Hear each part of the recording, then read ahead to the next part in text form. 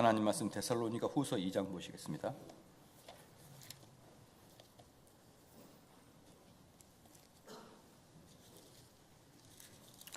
데살로니가 후서 2장 13절에서 14절입니다. 데살로니가 후서 2장 13절 14절입니다. 13절 14절입니다. 데살로니가 후서 2장 13절 14절 말씀입니다. 같이 한 목소리로 읽겠습니다. 주 사랑하시는 형제들아, 우리가 항상 너희를 위하여 마땅히 하나님께 감사할 것은 하나님이 처음부터 너희를 택하사 성령의 거룩하게 하심과 진리를 믿음으로 구원을 얻게 하심이니, 이를 위하여 우리 복음으로 너희를 부르사 우리 주 예수 그리스도의 영광을 얻게 하려 하심이니라. 아멘. 웨스터민스터 신앙고백서 제 10장을 보겠습니다. 10장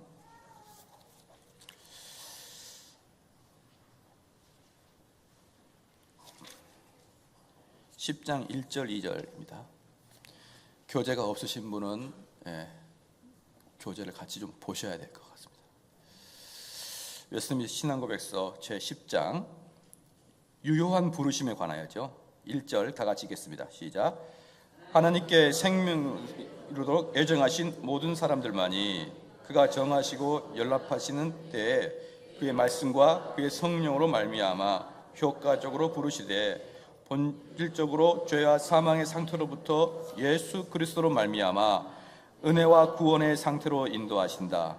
또한 그들은 마음을 영적으로 그리고 구원에 관하여 깨우쳐서 하나님의 일들에 이해하시게 하고, 그들의 돌같은 마음을 굳게 져가시고 살같이 부드러운 마음을 주시며 그들의 의지를 새롭게 하신다. 그리고 그의 전능하신 능력으로 그들의 선한 것을 할 수 있도록 결심케 하신다. 그리고 그들을 효과적으로 예수 그리스도에게 이끄신다. 그러나 그들이 하나님의 은혜로 말미암아 기꺼이 나오게 되기에 가장 자유스럽게 나오는 것이다. 이 유효적 부르심은 하나님이 값없이 베푸시는 특별한 은혜에서 나오는 것이지 사람에게 있는 무엇을 미리 내다보시고 하신 것이 아니다. 그 점에 있어서 인간은 전적으로 수동적이다.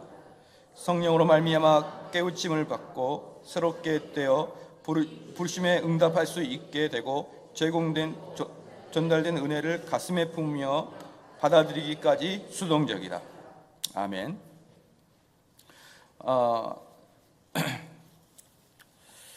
이 10장 유효한 부르심까지 왔으니까 우리가 지금까지 했던 제목만 또 한번 중간 점검 한번 해봐야 되니까, 또 얼른 또 찾고 그러지 마시고 생각을 하고 계셔야 됩니다. 그렇죠? 첫 번째가 뭐였습니까?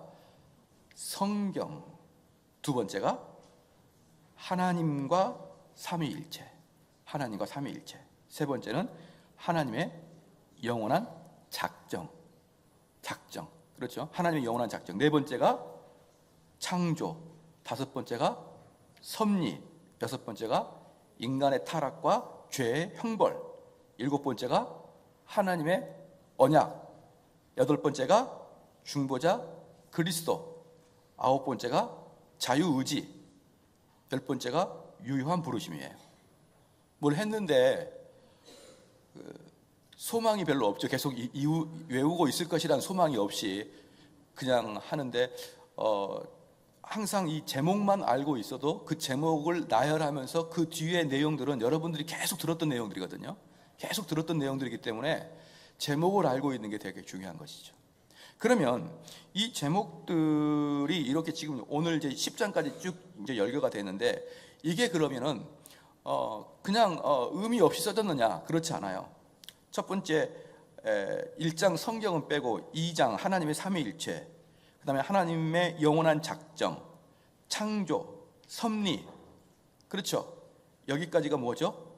신론입니다. 신론. 그 다음에 인간의 타락과 죄의 형벌, 하나님의 언약. 이것은 인간론을 이야기할 수 있고, 이 인간론의 마지막이 자유의지예요. 지난 시간에 봤던. 그 다음에 8장의 중보자 그리스도. 7장과 8장, 7장 하나님의 언약은 중보자 그리스도가 나오게 하는 언약이니까 이 두 개가 합쳐서 기독론이에요. 그러니까 인간론은 6장 그 다음에 9장이 인간론이겠고요. 7장 하나님의 언약과 중보자 예수 그리스도는 기독론이고. 좀 이해가 되시죠? 그래서 조직신학은 어떻게 썼냐면 이 순서대로 처음에 신론을 배우고 그 다음에 기독론을 배웁니까? 인간론을 배웁니까? 시작. 동론. 인간론을 배워요. 인간론. 왜냐하면 하나님 알고 인간을 알아야 그리스도가 필요하잖아요. 그러니까 신학의 순서는 신론, 인간론, 기독론이에요. 신론, 인간론, 기독론인데 그러면 신론 봤어요. 하나님은 어떤 분이신가? 그 인간은 무엇입니까? 무조건 인간은 옆 사람 봐봐요. 인간들 봐보시란 말이에요. 옆 사람 보면서 무조건 뭐라고 보면 된답니까? 타락하고 나쁜 놈으로 보는 거예요. 죄인으로. 인간, 그럼 개혁신학에서 인간, 그럼 무조건 타락한 자예요. 아우, 넌 참 인간적이야. 무조건 나쁘다는 표현이에요. 그러니까 하나님은 너무 선하시고 좋으신데 거기에 비해서 너무나 인간은 비참해요. 그렇기 때문에 기독론, 예수 그리스도가 나오는 거예요. 그럼 이 세 개가 나오면 그 다음에 나올 게 뭐죠? 구원론이 나오는 거죠. 구원론. 다 아시면서 목사의 마음을 약간의 격동시키기 위해서 아무 말도 안 하는 거잖아요. 신론이 나오고 그 다음에 인간이 얼마나 나쁜 놈인가 알고 그 다음에 그 인간은 절대로 뭐 할 수가 없다? 스스로 구원할 수가 없다는 거예요. 그 사람은 절대로 스스로 구원할 수가 없다. 그게 지난주에 자유의지고 그 다음에 그렇게 스스로 자유의지로 하나님을 찾아갈 수 없기 때문에 하나님께서는 예수 그리스도를 보내서 구원을 이루신다. 그래서 기독론 이후에 구원론이 나오는 것인데 여러분 이제부터는 구원론에 이제 우리 그 청교도들이 가장 사랑했던 구원론의 대로에 들어가는 거예요. 구원론 안에 그럼 뭐가 포함되어 있습니까? 저는 사람들한테 그래요. 다른 교리 하지 말고 구원론만 제대로 해라. 그러면 된다. 왜? 다른 교리는 하지 말고 구원론만. 그 대신 구원론은 절대로 손대면 안 된다. 조금이라도 흠집을 내면 안 돼. 그 대신 다른 교리 하지 말고 구원론만 해. 그럼 구원론 안에 뭐가 들어가죠? 삼위일체 신론 들어가죠. 인간론 들어가죠. 기독론 들어가야 구원론이 나오거든요. 한마디로 구원을 하려면 다 해야 됩니다. 다. 제가 구원론만 제대로 해라. 이것은 신론, 인간론, 기독론까지 그 신론에서는 또 삼위일체론까지 들어가줘야 구원론이 나오는 거예요. 구원론이. 그런데 이제 오늘부터 이제 우리가 있을 이제 구원론인데 그 구원론의 시작은 당연히 유효한 부르심이고요. 오늘 이제 배울 유효한 부르심이고 그 다음에 이제 11장이 뭡니까? 칭의. 그렇죠?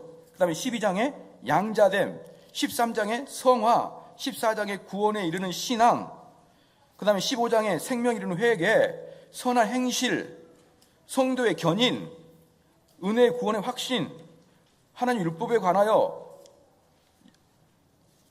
거의 대부분 구원론이에요. 거의 대부분. 여기까지가. 중요한 것은 구원론이 끝나고 그 다음에 21장에 예배와 안식일, 그 다음에 합법적인 맹세와 서원 이렇게 이제 나오는 것이기 때문에 이제 진짜 중요한 것은 바로 구원론이에요. 그래서 웨스트민 신앙고백에서 결국은 구원론이 핵심이고 구원론으로 가기 위해서 신론, 인간론, 기독론이 나오고 그 다음에 구원론이 딱 정립되면 이제 구원받은 신자는 어떻게 살아갈 것인가에 대한 이야기들은 그 다음에 교회는 어떻게 할 것인가, 맹세는 어떻게 할 것인가, 안식일은 어떻게 지킬 것인가 이런 이제 행실적인 면이 나오죠. 그래서 우리는 너무나도 구원론이 중요하다는 것을 여러분 잘 아셔야 됩니다. 그런데 문제는 뭐냐면 이제 여기서 이제 참 문제가 있어요. 이제 목사님들하고 대화를 하다 보면은 항상 이렇게 이야기하거든요. 목사님, 성경 밑에 교리가 있는 거잖아요. 항상 이렇게 이야기를 해요. 예외 없이 성경 밑에 교리가 있잖아요. 이렇게 이야기해요. 자, 여러분의 퀴즈를 내겠습니다. 성경 밑에 교리가 있습니다. 이렇게 말하는 이유가 뭘까요? 시작. 다 알면서도 격동시키기 위해서 말을 안 하는 거잖아요. 성경 밑에 교리가 있습니다. 이 말은 교리 공부할 필요 없습니다. 그 얘기를 하려고 하는 거예요. 교리 공부할 필요 없습니다. 어느 누구도 교리가 의미 없습니다라고 말하는 사람은 단 한 명도 없어요. 목사들 중에. 그러나 성경 밑에 교리입니다. 이 말은 성경만 하면 되지. 뭔 교리입니까? 교리는 누가 만들었는데? 시작. 교리는 인간이 만들었는데 왜 교리를 공부합니까? 이렇게 나옵니다. 그럼 제가 항상 질문합니다. 성경에 오늘도 이제 제가 좀 이야기를 해드릴 텐데 구원의 서정이라는 게 있거든요. 조직신학적 용어로 교리에서 구원의 서정이 있는데 그 구원의 서정의 시작이 소명, 즉 유효한 부르심부터 나갑니다. 그 다음에 유효한 부르심이 나간 다음에 중생, 믿음, 이제 이따가 제가 설명해 드릴게요. 이런 순서가 있어요. 이걸 구원의 서정이라 그래요.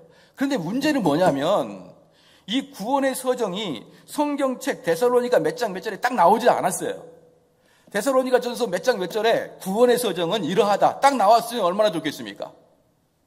또 무슨 레위기 몇 장 몇 절에 하나님은 세 분이 한 분이시고 한 분이 세 분이시다, 삼위일체 하나님이시다, 그렇게 센텐스가 딱 나왔으면 얼마나 좋겠냐고요.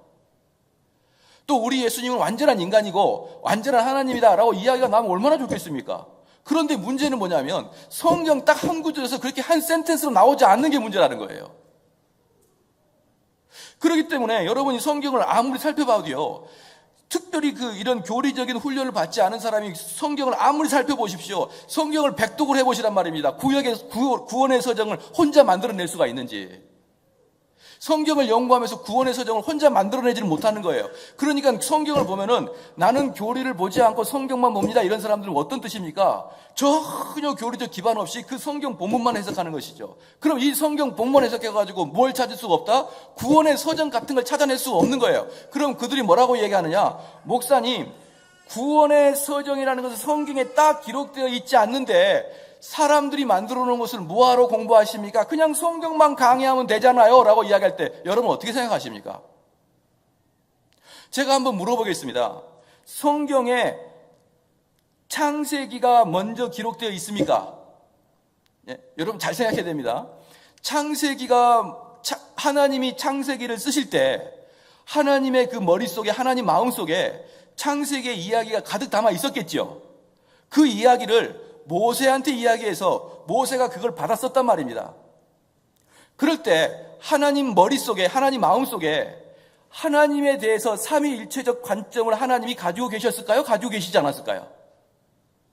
여러분 한번 생각해 보십시오. 하나님은 미처 하나님을 표현할 때 삼위일체 하나님으로 표현하지 않고 삼위일체 하나님으로 자기 스스로를, 하나님 스스로는 느끼지 않고 그냥 모세야 내 말을 쭉 적어라, 하나님이 쭉 적었어요. 그 다음에 이사야야 내 이야기를 적어라, 쭉 적었습니다. 그래놓고 나중에 바울이 보니까 하나님, 내가 성경을 연구해 보니까 하나님 삼위일체인데요? 하나님이 그때 그러냐? 내가 몰랐는데 그거 어떻게 그렇게 됐네. 그럼 이제부터 삼위일체 해라, 이렇게 했을까요? 아니면 하나님께서 처음부터 말씀을 주실 때 하나님의 머릿속에 삼위일체 관념이 있었을까요? 왜 후자라고 아무도 대답을 안 하십니까? 또 하나요. 구원의 서정, 구원은 어떤 단계로 이루어진다라고 성경에 기록되어 있지 않습니다. 그런데 성경을 여기저기서 보니까 구원에는 순서가 있고 서정이 있는 거예요. 자, 그것을 뽑아냈습니다. 그랬더니 바울이 이야기하는 거예요. 하나님은 아무런 개념 없이 그냥 쭉 빌립보서 읽어주고 데살로니가 써라, 이렇게 하면서 바울에게 성령의 영감을 통해서 성경을 쓰게 한 다음에 바울이 다 쓴 다음에 하나님, 구원 얻을 때 소명이 제일 먼저네요. 하나님이 그러냐? 몰랐다. 그럼 네가 발견해서 한번 안 들어봐라. 그랬을까요? 아니면 바울 서신을 쓰게 할 때 하나님께서 이미 그 마음속에 구원의 서정을 가지고 있었을까요? 여러분 상식적으로 생각해 보자고. 상식적으로. 그래서 성경의 본문과 교리는 똑같은 겁니다. 같은 선상에 있는 거예요. 성경의 본문이 먼저고 교리가 나중이다, 성경 본문을 연구해서 교리가 나왔다, 그렇게 하면 안 되는 것입니다.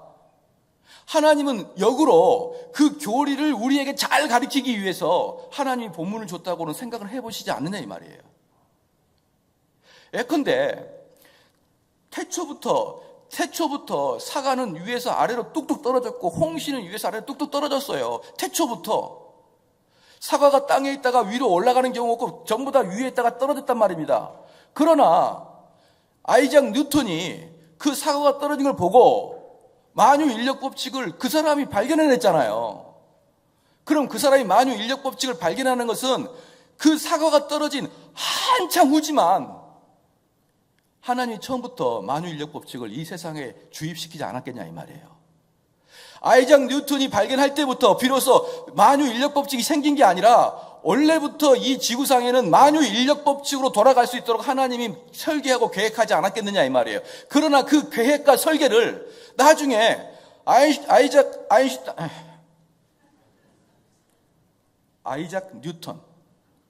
뉴턴이 발견해냈을 뿐이지 아이작 뉴턴이 만유인력 법칙을 발명해내지 않았다 이 말이에요. 발명해내지 않았다.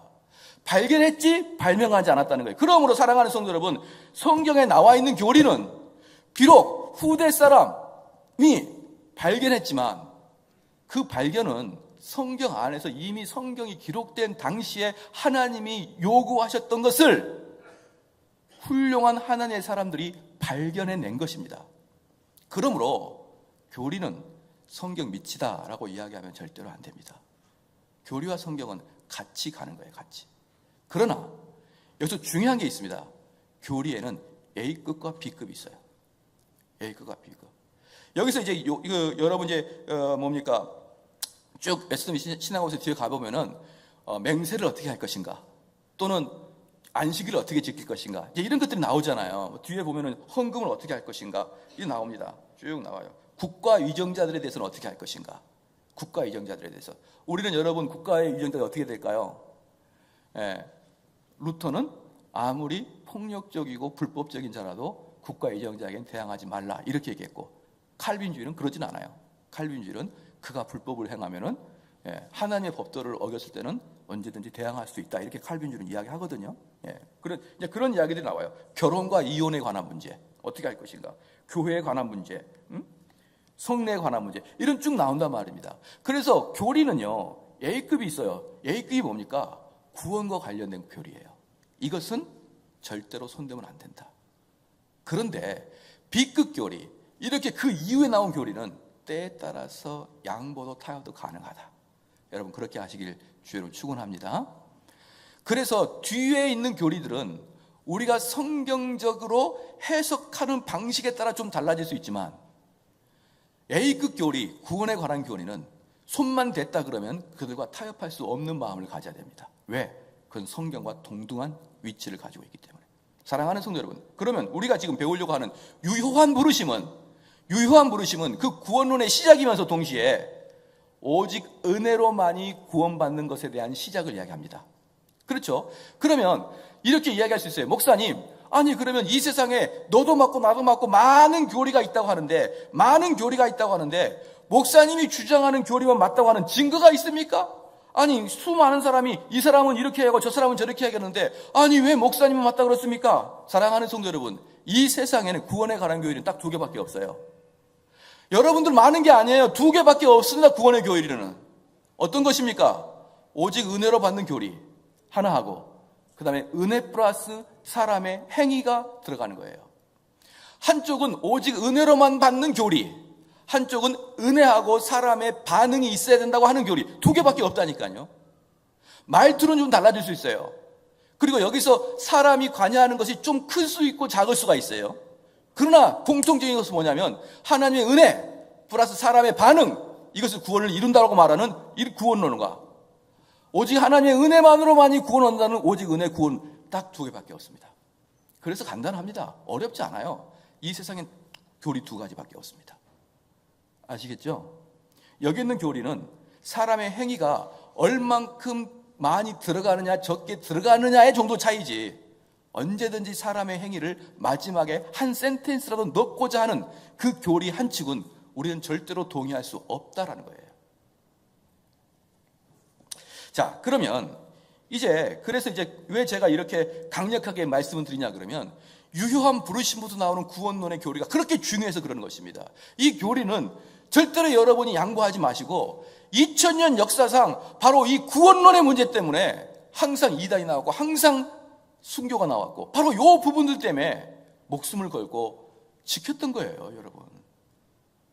그러면 전통적으로 딱 이제 나와 있진 않아요. 딱 나와 있지 않지만 전통적으로 그 구원에 이르는 서정, 어떻게 구원의 길을 가느냐. 첫 번째, 부르심입니다. 부르심. 이걸 다른 말로 소명이라고 그래요. 소명. 그렇죠? 두 번째는 중생. 여기서 중생은 이제 새로 태어난다는 뜻이에요. 그 다음에 중생이 있는 다음에 믿음. 그 다음에 회개가 나옵니다. 그 다음에 칭의, 의롭게 됐다. 그 다음에 양자됨. 그 다음에 성화, 견인, 영화, 이렇게 나타나는 것이죠. 이게 전통적인 이제 칼빈주의자들이 말하는 구원론의 순서예요. 첫 번째 뭐죠? 부르심, 소명. 두 번째, 그 부르심을 듣자마자 중생하는 거예요. 신기하지 않습니까? 듣자마자 중생해버려요. 중생. 유효한 소명이 들리자마자 중생합니다. 중생한 사람들은 믿음이 싹터요. 믿음이 싹튼 사람이 회개합니다. 다시 말합니다. 회개한 다음에 믿음이 싹튼 게 아니에요. 믿음이 싹튼 자가 회개하는 거예요. 그러므로 회개는 아무나 하는 게 아닙니다. 회개는 믿음이 있는 자만 회개하는 것이지 아무나 눈 감고 주여 주여 한다고 회개가 되는 게 아니에요.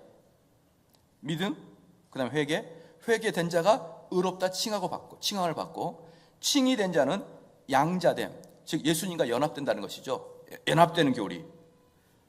그 다음에 그 사람은 연합되는 순간부터 계속적으로 성화되는 단계에 들어가고, 성화된 사람들은 어떻습니까? 칭이 되고 성화된 사람들은 우리가 죽을 때까지 구원에서 이탈할 수가 없다. 왜 구원에서 이탈할 수가 없습니까? 하나님이 만세 전부터 선택하신 사람인데, 하나님께서 만세 전에 홍길동인 너를 내가 선택했다라고 선택하셨는데, 그 사람이 중간에 탈락됐다 그러면 하나님께서 아니 내가 잘못했다, 내가 널 선택하고 봤는데 너 이렇게 나쁜 줄은 몰랐어, 취소. 하나님은 그럴 수 없는 거예요. 그렇기 때문에 하나님이 선택한 자는 하나님이 그 사람의 처음과 끝을 알고 있기 때문에 그에게 실망할 것도 없고 내가 그렇게 할 것이라고 상상도 못했다, 그렇게 하지 아니하시고 선택한 자는 마지막까지 끌고 가신다. 그게 견인이에요.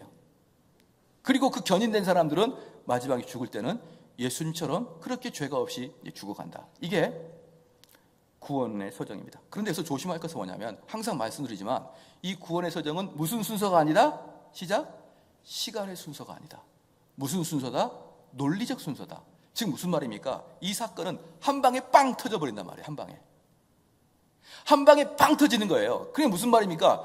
지금 유효한 소명, 하나님 말씀을 들었는데 듣자마자 어때요? 듣자마자 중생이 되고, 중생이 되자마자 어떻게 됩니까?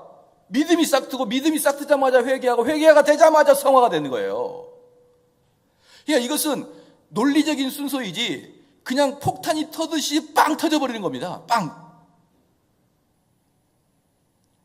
이것은 그래서 여러분들이 꼭 기억할 것은 시간적인 순서가 아니다. 그래서 당신 지금 어떤 상태입니까? 네, 목사님, 저긴 지금 칭이 되고 있는 상태인데요. 이것은 상당히 이거 아무것도 모르는 사람이에요. 순서별로. 목사님, 저긴 중생하고 있는 중이에요.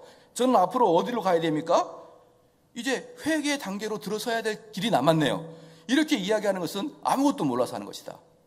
이것은 곧바로 폭탄 터지듯이 곧바로 되는 것이지 시간의 순서가 아니다.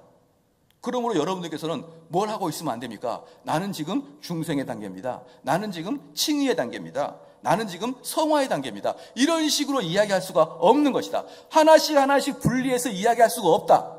그렇지만 우리가 하나씩 분리해서 보는 이유는 우리가 이해하기 쉽게 해서 분리해서 보는 것이지, 실제로 우리는 하나씩 분리해서 볼 수가 없는 것이에요. 원래 그게 생명은 그렇습니다. 사랑하는 성도 여러분, 제가 한번 물어보겠습니다. 우리 뱃속에 있는 아이를 지울 때는 낙태한다 이렇게 이야기하잖아요. 그런 낙태한다고 이야기하는데, 저는 잘 모르겠습니다만 몇 주 이전에는 사람이 아니고 몇 주 이후부터는 낙태가 불법이라고 저는 알고 있어요. 근데 그 몇 주 전에는 낙태 시술이 불법이 아니에요. 그럼 물어볼게요. 무엇을 기준으로 걔가 사람이고 사람이 아닙니까? 언제부터 걔가 사람이죠? 희한하네요. 무엇을 근거로 그 아이를 사람으로 정하고 그 저는 사람이 아니라고 정합니까? 이것 보세요. 생명에는 딱 선을 그어서 여기서부터 사람, 여기서부터 세포 이렇게 나누지 않아요.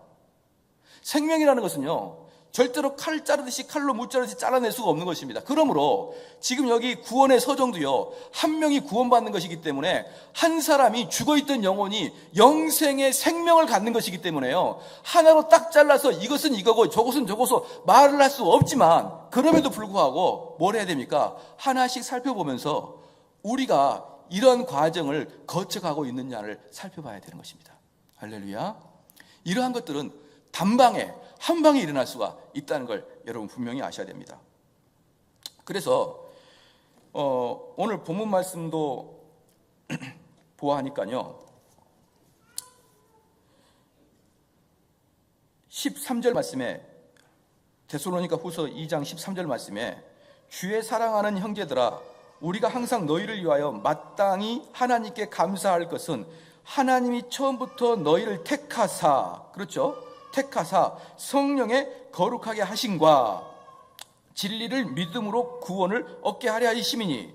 자, 이렇게 우리에게 택하신 사람은 이렇게 가기 위해서 택했거든요. 그러면 그렇게 가기 위한 우리 하나님께서 계획하신 디자인은 무엇이냐? 14절에 있어요. 이를 위하여 우리 복음으로 너희를 부르사. 이를 위하여 복음으로 부르사. 지금 무슨 말입니까? 하나님의 복음으로 콜링하사, 소명하사는 거예요. 복음으로 소명을 하사 우리 주 예수 그리스도의 영광을 얻게 하려 하심이니라. 이제 이 모든 것을 하기 위해서 하셨다. 그 다음에 오늘 본문 말씀 그려 놔두고 로마서 8장 한번 펴주실까요? 로마서 8장.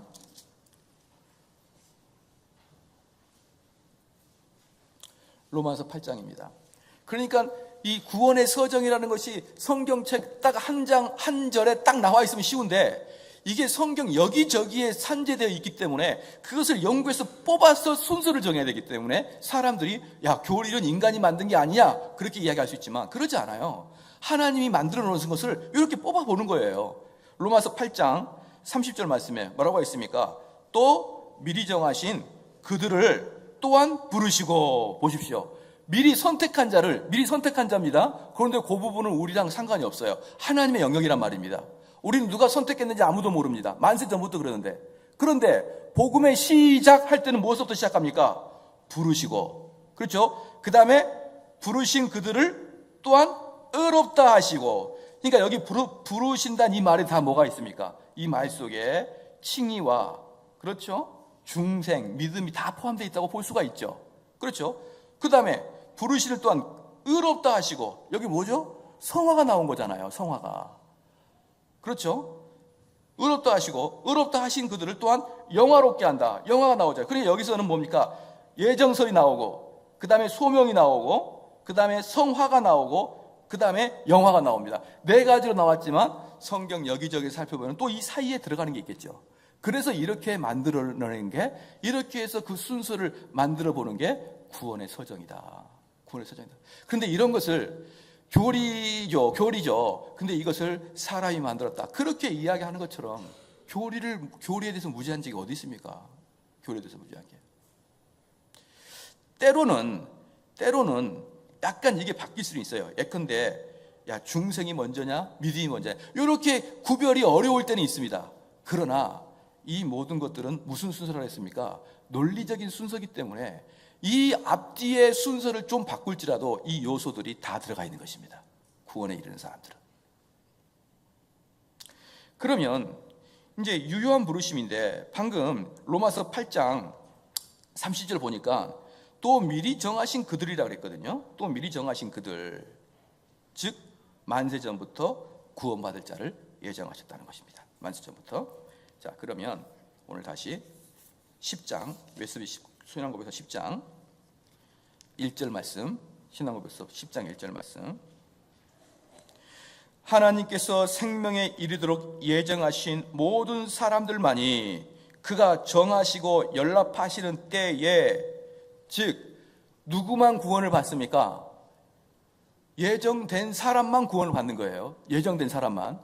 그런데 누가 예정됐는지 모르고, 또 하나 중요한 게 뭐냐면 그 사람이 언제 구원받을지 그때와 시도 몰라요. 그렇기 때문에 그 사람이 교회를 오래 다녔는데 도대체가 믿음이 자라지 않아요. 그러면 이거 저 인간은 아마 예정되지 않았을 거야. 저는 확실하게 말씀드리고 싶은 게 뭐냐면, 그 사람이 10년 동안 신앙생활 했는데 10년 동안 신앙이 하나도 늘어나지 않는 것은요, 그는 예정되지 않았다고 생각을 합니다. 근데 언제까지? 그때까지. 그 10년 때까지는 예정되지 않은 것 같아요. 그러나 그 사람이 11년째, 12년째 하나님이 예정하신 때가 있을 수가 있다 이 말입니다. 그때까지는 10년이 지나도 하나도 인격의 변화가 없고 신앙의 성장도 없고, 그런 사람은 그때까지는 뭡니까? 예정되지 않았다고 저는 봐요. 그러나 그에게 너는 아예 지옥 갈 백성이라고 말할 수 없다는 것이에요. 왜? 그때는 하나님이 정해졌으니까. 유효한 방식으로 어느 순간에 갑자기 그에게 하나님이 찾아올 수 있기 때문에 우리는 그렇게 함부로 재단해서는 아니 된다. 어쨌든요, 그래서 예정하신 모든 사람들만이 그가 정하시고 연락하시는 때에 뭘로 말합니까? 시작. 그의 말씀과 성령으로 말미암아 효과적으로 부르신다, 이렇게 나왔습니다. 효과적으로. 자, 그래서요, 이 부르심에는 다른 말로 소명이 있는데, 이 소명은 뭐냐? 이 소명은 뭐냐? 두 가지의 소명이 있습니다. 두 가지의 소명이 있는데, 보편적 부르심과 특별 부르심이 있습니다. 보편적 부르심과 특별 부르심이 있습니다. 소명에는 이 보편적 부르심이라는 것은요, 모든 사람에게 하나님이 부르시는 걸 이야기하는 것입니다. 모든 사람에게. 택함을 받는 자나 택함 받지 않는 자나 모든 사람에게 하나님이 부르심을 한다. 그러면 모든 사람에게 부르심을 하는데 그 도구가 뭐냐? 그 도구가 뭐냐면 이 우주의 삼라만상을 도구로 삼습니다. 우주의 삼라만상, 그리고 인간의 역사, 그리고 우리 인간에게 주어진 양심, 이런 것들을 통해서 하나님의 살아계심을 깨닫게 하는 거예요. 하나님의 살아계심을. 다시 말하겠습니다. 하나님께서 우리를 부르시는데 두 가지로 부르십니다. 보편적 부르심과 특수 부르심이 있어요. 특별 부르심.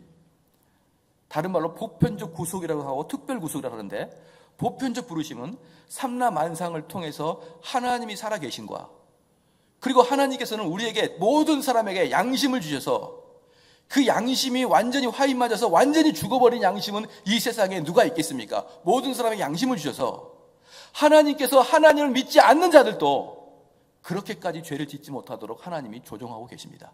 양심이라는 거 가지고. 여러분 한번 생각해 보십시오. 제가 만약에, 여기 있는 많은 분들이 거의 대부분 아파트에 사시는데, 제가 1층에 살아요. 제가 1층에 사는데 너무나 살기가 싫습니다. 그런데 나 혼자 가기 너무 억울하면 어떻게 하면 됩니까? 1층에 휘발유 뿌리고 불 피워버리면 되잖아요. 1층에 휘발유 뿌리고 불 피우면 20몇 층까지 다 타버리지 않습니까? 그럼 어차피 여행 갈 때도 혼자 갈 때 싫은데 저승 갈 때 혼자 가지 뭐가 막 아파트가 통째로 가니까 얼마나 제가 기뻐요. 그러니까 내가 그냥 미친 척하고 1층, 2층에서 불 내버리면 여러분 어떻게 삽니까? 근데 물어볼게요. 여러분 그런 고민합니까? 그런 걱정하나요? 안 하지 않습니까? 이 세상에 얼마나 미친 사람이 많습니까? 이 세상에 얼마나 분노에 들끓는 사람이 많습니까? 이 세상에 얼마나 상식적으로 제어할 수 없는 사람이 많습니까? 그럼에도 불구하고 아파트에 고의로 방황하는 사람 거의 없죠. 거의 없죠. 하나님이 그들의 마음을 양심으로 잡아놓지 않으면 여러분 이러한 일들이 발생하지 않을 수 있을까요? 저는요, 아파트에 여러분이 엘리베이터 타고 올라가면서 아무 두려움 없이 올라가는 것 자체가 기적이라고 생각해요. 기적. 저희들은 아파트 2층 이상 안 올라갑니다. 왜? 불나면 점프하려고. 근데 여러분 10층, 20층 어떻게 할 겁니까? 올라가가지고. 밑에서 미친 사람이 에이 나 혼자 가기 싫어. 여기 있는 아파트 사람 다 같이 가자 하면서 우리 저승 동기 해가지고 불 피워봐요. 어떻게 되겠습니까? 근데 우리는 감사하게도 그런 고민 안 하잖아요. 왜요? 하나님이 각 사람을 양심을 제어하시고 사람들 마음마다가 양심을 살아 움직이게 하기 때문에 인간들은요 그렇게 극단적인 죄를 잘 못 짓습니다. 아주 특별한 그 경우를 빼고는 그렇게 하지 않아요. 그러므로 하나님께서 우리 인간 사회를 이끌어 가시고 인간 사회에 콜링하실 때 보편성을 가지고 그렇게 부르시는 것이에요. 다시 말씀드리지만 우주의 삼라만상 그리고 인간의 역사. 역사 보니까 이 일제시대 때, 그렇죠? 조선 구한말 때 당파 싸움으로 우리 조선이 망했다. 이제 우리는 그만 당파 싸움 하자라고 하는 게 역사를 보면서 지금은 우리가 다시 돌이키고, 그 다음에 여러분들이 이제 아름다운 자연을 보십시오.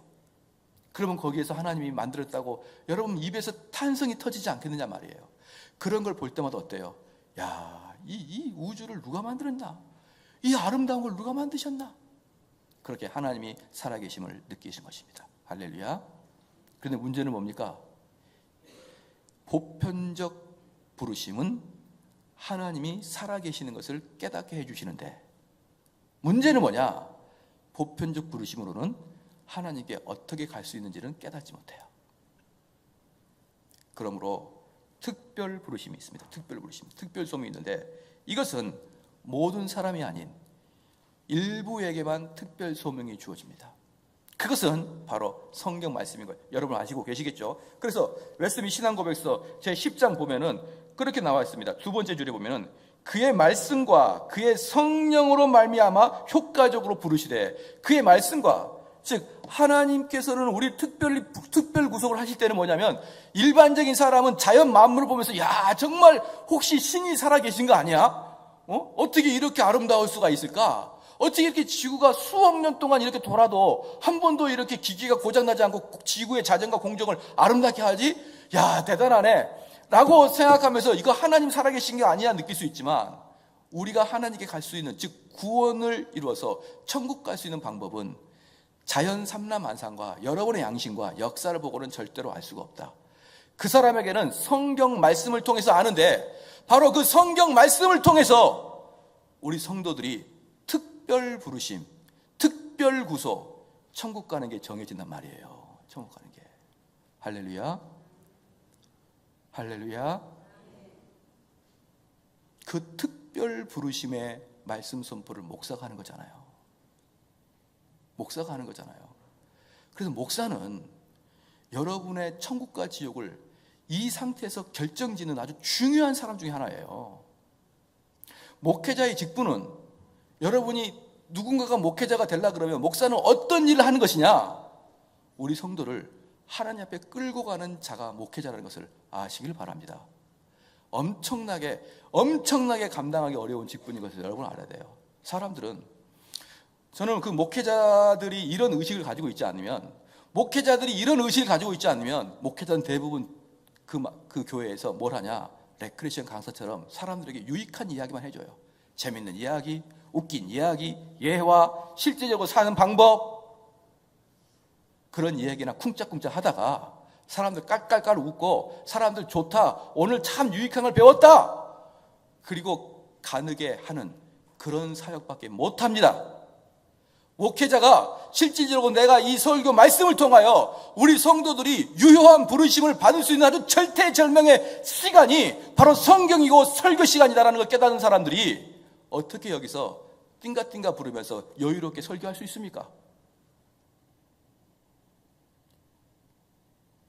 유효한 부르심은 하나님 말씀을 전하는 순간부터 이루어지는 것입니다. 그런데 이제 이 유효한 부르심 속에, 유효한 부르심이 아니라 특별 구속 속에 또 두 개로 나눠져요. 또 두 개로 나눠지는데, 특별 소명 속에는 외적 부르심과 내적 부르심이 있습니다. 외적 부르심과 내적 부르심. 그러니까 여기 있는 모든 분들은요, 특별한 부르심 속에 있는 거예요.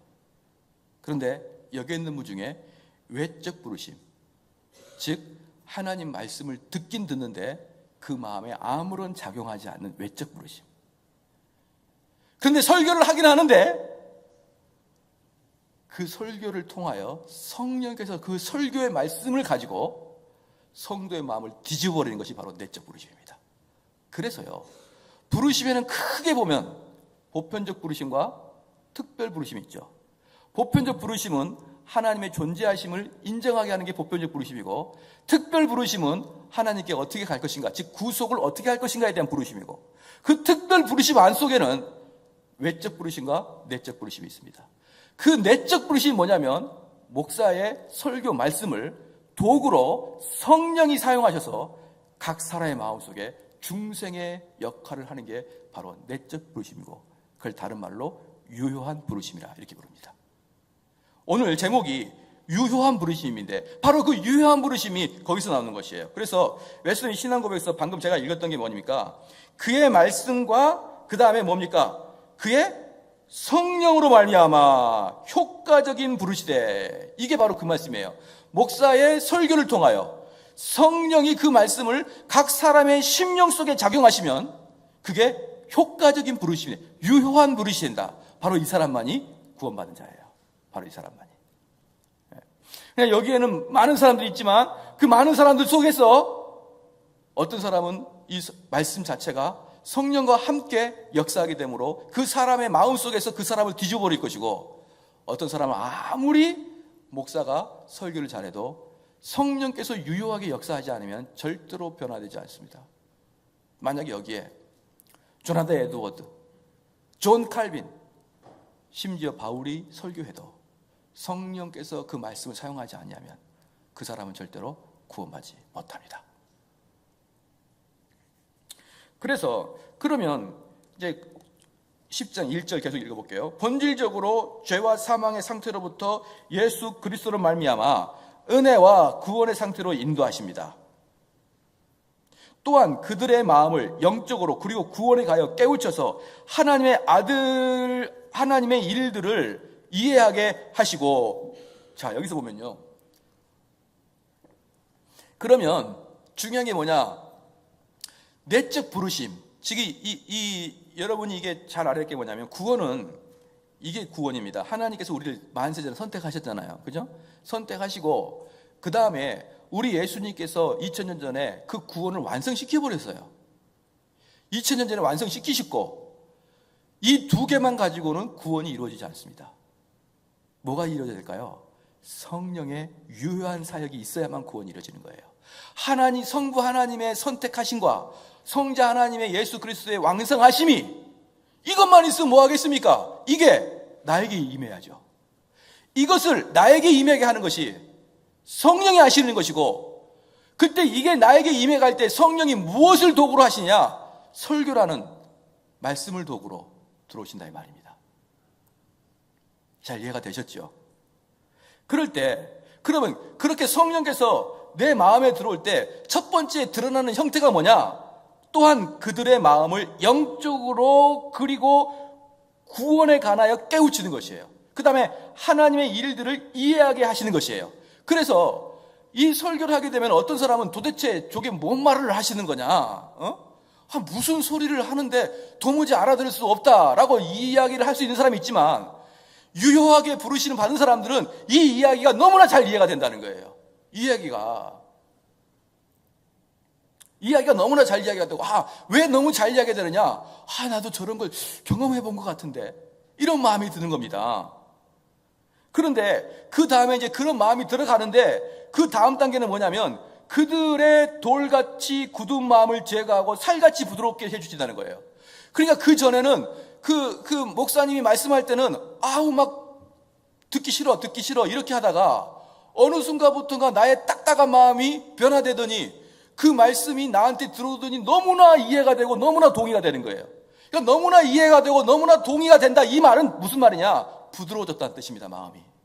마음이 팅팅 튕기가 아니고 오자마자 튕겨나가는 거 아니고 너 뭐 말은 잘한다 이런 게 아니에요. 왜 부드러워졌냐 그러면 그 말씀이 나에게 쏙쏙 들어와서 나를 그냥 굴복시키고 이해시키고 동의시키고 머리를 끄덕끄덕하면서 맞아 하게 하는 것이, 다른 말로 마음을 살같이 해줬다, 살같이 부들부들하게 해줬다, 그렇게 표현한 것이에요. 그래서 사랑하는 성도 여러분, 여러분들이 이 말씀이, 이 단계가 꼭 있기를 바랍니다. 그래서 내가 정말 예전에는 목사님 말씀 들을 때는 정말 말 같지도 않는 소리, 그냥 맨날 똑같은 소리, 깝깝한 소리 그렇게 들었는데, 지금은 내가 왜 저 말씀이 저렇게 동의가 되고 그렇게 기쁘지? 그게 바로 성령께서 여러분을 만지고 계신다 이 말입니다. 근데 중요한 게 뭐냐면, 근데 목사님의 말씀이 진실인지 아닌지, 진리인지 아닌지 다른 교회 목사님은 그렇게 이야기하시는데 왜 그분은 그렇게 이야기하시는데 목사님은 다르게 이야기하시는데 왜 목사님만 맞다고 하시는지, 이렇게 생각하는 사람도 있을 거예요. 그런데 이렇게 보시면 됩니다. 여기에는 지금 선택된 자가 있고 선택되지 않은 자가 있을 거예요. 그죠? 얼마든지 그렇습니다. 왜? 청함을 받은 자는 많으나 택함 받은 자는 적다 그랬거든요. 청함 받은 자는 누굽니까? 여기 와 있는 사람 말하는 겁니다. 청함 받은 자는 많으나 또 택함 받은 자는 또 구합니다. 그러면 여기에는 구원 받은 사람과 구원 받지 않은 사람, 택함 받은 사람과 택함 받지 않은 사람이 섞여 있단 말입니다. 그럼 문제는 뭐냐? 제가 설교했을 때 어떤 사람들의 신앙이 급성장하거나 어떤 사람의 마음이 변화됐거나 어떤 사람의 마음이 회복됐거나 어떤 사람의 마음이 딱딱했는데 부드러워졌거나 이런 사람들이 있으면, 이런 사람들이 이 교회에 있으면 제가 말씀하는 건 진리입니다. 이 교회에 그런 사람이 아무도 없으면 제가 전달하는 것은 가짜예요. 그런데 이 교회에 어느 한 사람이라도 이 설교와 가르침을 통해서 그들의 마음이 부드러워지고 그들의 인생관이 바뀌고 그들의 삶의 변화가 있을 때는 제가 전달하는 건 진리 맞습니다. 그럼 변하지 않는 사람은 선택되지 않는 자예요. 누가 진리냐 누가 거짓이냐, 변화된 사람이 있느냐, 그의 삶의 가치관이 변했느냐 보시란 말입니다. 그러한 자들이 드러나고 있고 그러한 자들이 교회에서 나타나고 있음에도 불구하고 내 마음은 변하지 않고 내 마음은 딱딱하고 내 마음은 돌 같습니다. 두려운 겁니다. 두려운 거예요, 여러분. 그거야말로. 차라리 온 교회가 아무도 변화되지 않고 다 죽어있는 것 같고 설교가 끝나도 다 그냥 단무지처럼 늘어져 있고, 차라리 그러면 저게 진리가 아니면, 저 말씀이 진리가 아니면 성령의 역사가 없으니까 내가 혹시 감동을 못 받더라도 괜찮지만, 그렇게 변화된 사람이 있는 교회에서 여러분 마음에 변화가 없고 여러분 마음이 여전히 딱딱하다 그러면 그건 너무나 공포스러운 이야기입니다. 그래서 그 다음에 계속 읽겠습니다. 1절 중반부에 그들의 돌같이 굳은 마음을 제거하시고 살같이 부드럽게 해주시는데 그들의 의지를 새롭게 합니다. 의지가 뭡니까?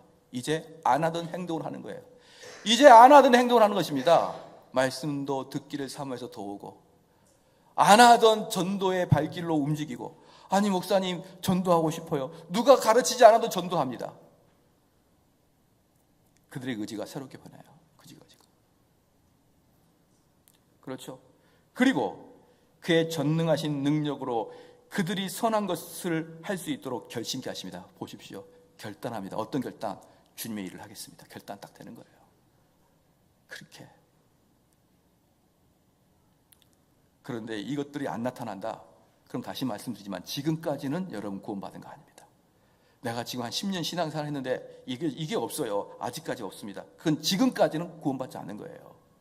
이러한 것들이 또 이후에 나타나기를 여러분이 강력하게 사모해야 됩니다. 하나님, 왜? 하나님을 찾는 자를 버리지 않으세요.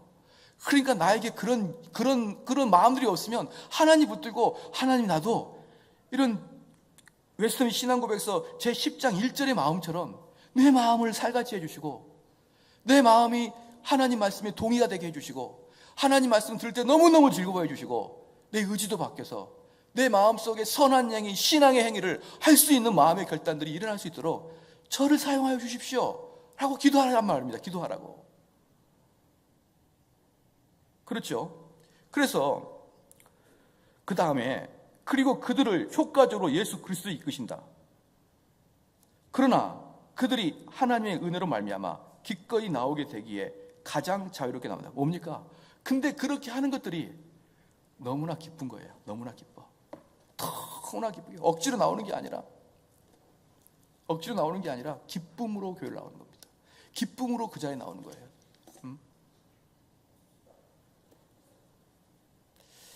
안 나오면 벌금 1,000원 이렇게 해서 나오는 게 아니고 앞다투어 나와서 그 말씀을 듣고자, 그 자리에 있고자, 앞다투어 나와서 말씀에 전도하고자, 저는 어떤 분들이 가끔 그런 분들이 계십니다. 시키지도 않았고 심지어는 제가 그런 방법도 몰랐는데 어떤 분들은 제 설교 동영상을 막 퍼다 날려요. 나중에 몰랐는데 나중에 보면은 그분이 그렇게 하고 있는 거예요. 그럼 그 중에 몇 분이 또 은혜를 받고, 참 그런 걸 보면서요, 아, 이런 것들이 정말 현실 속에서 그대로 드러나고 있구나. 그들은 그 동영상을 심지어 자기 담임 목사님도 아닌데 퍼다 날릴 때 시간과 열정이 소모되지 않겠냐 이 말이에요. 그거 할 때 누가 알아주지도 않고 누가 상금도 주지 않는데 견딜 수 없어서 하는 겁니다.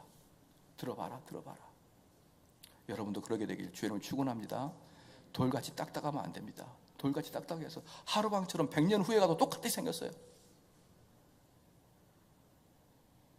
그래서 가장 자유롭게 나온다. 그들은 가장 즐거운 마음으로 신앙생활을 하게 된다. 그 다음에 2절, 유효적 부르심은 하나님의 값없이 베푸시는 특별한 은혜에서 나오는 것이지 사람에게 있어 무엇을 미리 내다보시고 하신 것이 아니라는 것이죠.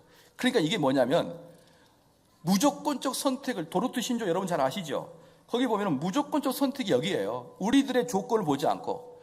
그러니까 내가 부자라고 해서, 내가 공부를 잘했다고 해서, 심지어 내가 마음이 청결하다고 해서 그렇게 해서 나를 선택한 게 아니라 왜 하나님이 나를 선택했지? 무조건적 선택이에요. 무조건적 선택. 무조건적 선택은요, 하나님이 그냥 눈 감고 너 이렇게 하는 게 아니고 조건을 보지 않고 선택하셨다는 것이에요. 나를 돌이켜보면은 공부도 못해, 말도 못해, 무슨 인격도 안 좋아, 안 좋아. 근데 왜 나를 선택하셨을까? 왜 나를 선택하셨을까? 저렇게 훌륭한 사람들은 왜 선택 안 하시고 나를 선택하셨을까? 그 답은 뭡니까? 시작. 나도 몰라. 이게 무조건 선택이에요. 그래서 그 점에 있어서 인간은 전적으로 수동적이다. 크게 중요합니다. 칼빈주의는요, 첫 번째는 무조건 수동적이에요. 내가 뭔가를 해보겠습니다, 이게 아니에요. 여러분 은혜 받았으니까 그럼 하십시오, 이게 아니에요. 칼빈주의는 첫 번째는 전적 수동입니다. 앉아서 무조건 받는 거예요. 앉아서. 그러면 성령으로 말미암아 깨우침을 받고 새롭게 되어 이 부르심에 응답할 수 있게 되고 제공되고 전달된 은혜를 가슴에 품으며 받아들이기까지 수동적이다. 이 말씀을 제가 하고 이제 마치겠는데, 한번 이야기를 해볼게요. 이 무조건적 선택은 그냥 우리가 이게 잘 이해가 안 되는 것 같은데 제가 한번 무조건 선택을 제가 좀 쉽게 이해를 해드릴게요. 어느 날 어느 소도시, 한 인구 한 2만 명 사는 소도시에 30살 먹은 백수가 있었어요. 30살 먹은 백수가 있었는데 그날도 여전히 추리닝을 입고 슬리퍼를 신고 동네 자주 가는 그 슈퍼마켓 가가지고 그 슈퍼마켓 앞에 있는 아이스크림 통을 열면서 아이스크림을 집으려고 하는 순간이었어요. 근데 그 사람은 그거 이제 아이스크림 집어서 이제 먹어야겠다고 집으려고 하는 순간에 옆에 멋진 승용차가 딱 쓰더니 말끔하게 양복을 차려입은 사람이 오더니, 홍길동 씨세요? 네, 홍길동인데요. 당신을 이건희 회장의 사위로 삼겠습니다. 30살 먹은 백수. 여러분 잘 아셔야 돼요. 그 이미지를 딱 가지고 있어야 돼요. 그러니까 이 사람이 아이스크림 집으려다가 네, 그랬어요, 이제. 그러면 이제 그 사람이 이제 이야기합니다. 이제 당신은 이건희 회장의 사위가 될 것이니 앞으로는 이런 복장 입지 마시고 머리도 깎으시고 슬리퍼 신지 마시고 양복을 좀 입고 다니시고 그래도 깔끔하게 입고 다니십시오. 앞으로 이건희 회장의 사위가 될 텐데. 네, 그랬어요. 그러면 두 가지를 보겠습니다. 이 사람이 이건희 회장의 사위가 되는 것에 조건이 뭐냐? 그냥 믿음으로 받아들이는 거예요. 네. 아이스크림을 하나 드세요. 그 사람한테 하는 게 아니고 네. 그런데 여러분 그게 믿어집니까? 믿어지시냐고요? 아니, 백수가 아이스크림을 먹는데 옆에서 말끔하게 생긴 사람이 당신은 다음 달에 이건희 회장의 사위가 될 거예요. 네. 저는 이번에 어떤 기업체 어떤 그 딸이 이혼을 하게 됐는데 그 상대편의 그 남자에게 위자료로 82억을 줬더라고요. 82억. 야, 참 감동했어요. 82억. 근데 항소하겠다는 거예요. 항소. 이 사람이 얼마를 적어냈냐? 1조 2천억 적었어요. 1조 2천억. 할렐루야. 백수한테 이혼만 해도 1조가 나오는데 백수한테 아이스크림 먹은 백수한테 야, 너 이건희 회장 사유해라. 네, 알았습니다. 그런 거예요. 그러면 이 사람이 지나가다가 소도시 사람들한테 나 이건희의 아들 됐다. 이건희 내 그 사위 됐다. 그러면 사람들 어떻게 할까요? 너 미쳤나? 너 미쳤냐? 다들 그럴 거예요. 또 내 스스로도 내가 이건희 사위가 돼? 내가 미쳤나? 그랬을 겁니다. 근데 여러분은 이건희보다 더 높은 만왕의 왕 예수님인 아들인데 여러분을 세상 사람들이 미친놈으로 봐야 정상입니다. 여러분, 사람들이 여러분을 이해할 수가 없어야 돼요. 어떻게 나 같은 놈이 만왕의 왕의 아들이 되지? 이혼만 해도 수백억이 오는데 어떻게 되지? 그럼 여러분, 이제 내가 이건희 회장의 사위가 된다는 그 백수 한번 생각해 보십시오. 그 백수가 아이스크림을 하다가 아줌마 외상 아시죠? 그러니까 그 아주머니가 이놈의 백수가 언제 돈 갚을래? 그러니까 그 30살 먹은 백수가 팔을 걷어붙이면서 아줌마 보자 하니까 내가 직장 없다고 나를 무시하나요? 하면서 싸울 것 같습니까? 그 사람은 이제 이건희의 사위가 돼서 그 기쁨 때문에 싸울 것 같냐고요.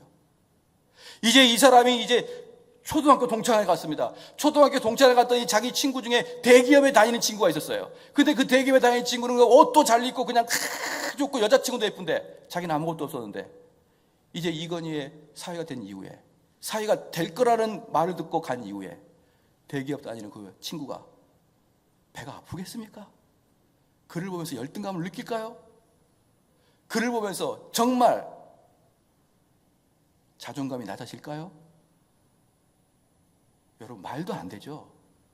그 내 친구가 중학교 때부터 계속 1등 하다가 대기업 들어가가지고 아주 여자친구도 예뻐요. 그리고 동창회 나오면 돈 많이 버니까 자기가 카드 긁어가지고 내가 다 낼게 그러는 거예요. 그거 볼 때마다 열등감 느끼고 그거 볼 때마다 배가 아팠는데 이제는 우리 사이가 내가 이건희 사이가 된 거예요. 그러면 그 사람이 100만 원을 카드 긁어도 속으로 뭡니까? 아이고야, 아직도 어리구나. 근데 여러분은 만왕의 왕 하나님의 아들 예수 그리스도의 접붙여진 자녀인데 왜 열등감 느끼십니까? 왜 이 땅에 살아가면서 싸우십니까? 왜 이 땅에 가서 내가 부들부들 떱니까? 왜 양보하지 못합니까? 왜 그것을 아무것도 아닌 것처럼 못 봅니까? 여러분, 혹시 주님이 오직 은혜로 여러분을 선택한 거 못 믿은 거 아니에요? 그 인식 못하는 거 아니겠습니까? 그걸 인식하고 있는 사람이 내가 이 땅에 좀 안 되는 것 때문에 눈물 져요. 저는 그건 가짜라고 봅니다. 가짜라고. 이러한 사건들이 그냥 공식적으로만 여러분에게 임한 게 아니라 실제적으로 여러분들이 아무것도 드릴 수 없는 내가 오직 은혜로만 구원받았다는 뜻이 바로 이 뜻이에요. 이 뜻은 내가 이 땅에 그 어떤 것 때문에 슬퍼하거나 분노하거나 더 나아가 이 땅의 것 때문에 교만하지 않겠다는 뜻입니다. 왜? 나는 조건 보지 않냐고 선택당했으니까. 나는 하나님 보시기에 그 백수보다 더 못한 놈인데 나는 그냥 아이스크림 하나 먹고 살아가야 될 인간인데 하루아침에 삼성 계열장의 하나를 맡은 그런 대표자가 됐는데 아이스크림 때문에 싸워요? 아줌마가 나를 좀 무시했다고 싸웁니까? 친구가 배 아픕니까? 그에게는 여전히 자기가 이건희의 사위가 된 것을 깨닫지 못한 자죠. 사랑하는 성도 여러분, 이 말씀을 잘 기억하시고 그리고 여러분의 삶에서 정말 은혜로 구원받은 게 무엇인가? 그렇죠? 이 마음이 살같이 부드러워진 게 무엇인가? 이런 것들이 나한테 역사가 일어나는가? 이런 것들을 일평생 살아가면서 내 마음을 확인하고 살아가는 게 기독교의 인생이에요. 같이 한번 기도하시겠습니다. 우리가 기도할 때 하나님의 이 놀라우신 은혜, 그렇죠? 놀라우신 은혜가 나에게 임했는데 나는 여전히 이 땅의 것에 눈물 짓고 한숨 짓고 또 교만하기도 하고, 그러한 저희들을 불쌍히 여겨주시었고 하나님의 자녀가 된 것에 대한 확신한 확답을 할 수 있게 하여 주시옵소서. 우리 한번 기도하시겠습니다.